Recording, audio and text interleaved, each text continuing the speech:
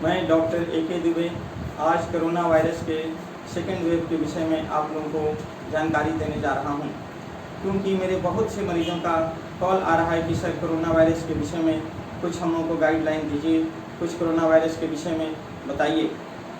आज पूरा विश्व कोरोना वायरस के विषय में समझ रहा है, जान रहा है कि कोरोना वायरस क्या है या कैसे फैलता है, इसे कैसे अपनी बचाव करेंगे, लेकिन फिर भी मैं कुछ जानकारी दे रहा हूं। सबसे पहले हम लोग को कोरोना वायरस से बचने के लिए खुद अपने आप को सोचना होगा कि कैसे हम अपनी बचाव कर सकते हैं, क्योंकि कोई भी सरकार है वह अपने हिसाब से महामारी पे अपना नियंत्रण करती है, अपनी संसाधनों के अनुसार उसकी व्यवस्था करती है।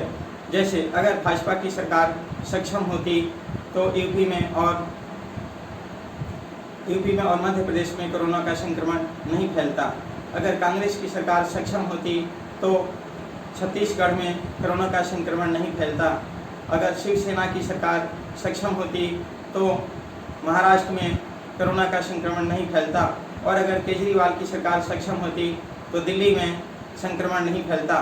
इस तरह से प्रत्येक सरकार अपने अनुसार अपना नियंत्रण करती है, कंट्रोल करती है, इसलिए किसी भी सरकार को दोष देने की कोई ज़रूरत नहीं है।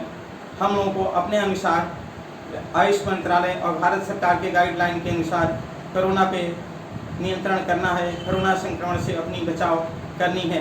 आज पूरे देश में कोरोना की स्थिति भयावह है और महामारी की स्थिति उत्पन्न हो गई है। अगर हम लोग पिछले 24 घंटे में देखें तो कोरोना से संक्रमित मरीजों की संख्या 3,22,000 से ऊपर है, तथा जिसमें 2200 से अधिक लोगों की जानें जा चुकी हैं इस केवल 24 घंटे में। स्थिति यह है कि अस्पताल में कहीं बेड नहीं है और शमशान में जगह नहीं है। इस तरह की भयावता को देखते हुए हम लोगों को अपने बॉडी की इम्यूनिटी पावर को स्ट्रॉन्ग करना होगा।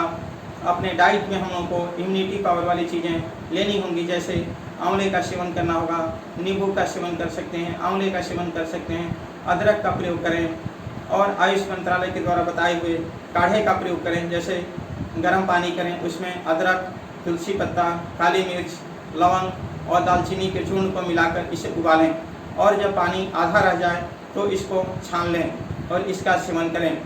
इसको कम से कम दिन में 2 बार से 3 बार जरूर लें। फिर पानी में हल्दी मिलाकर इसका भाप लें, इससे भी रेस्पिरेटरी पैसेज ओपन होंगे। इसके अलावा आयुर्वेदिक सीतोपलादी चूर्ण का प्रयोग करें।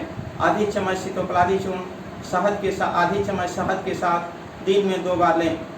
इसके अलावा गिलोय बटी का सेवन करें। गिलोय बटी दिन में 2 बार प्रयोग करें, और कुछ योगा का प्रयोग करें, जैसे भ्रामरी है, वज्रासन है, इसका प्रयोग करें।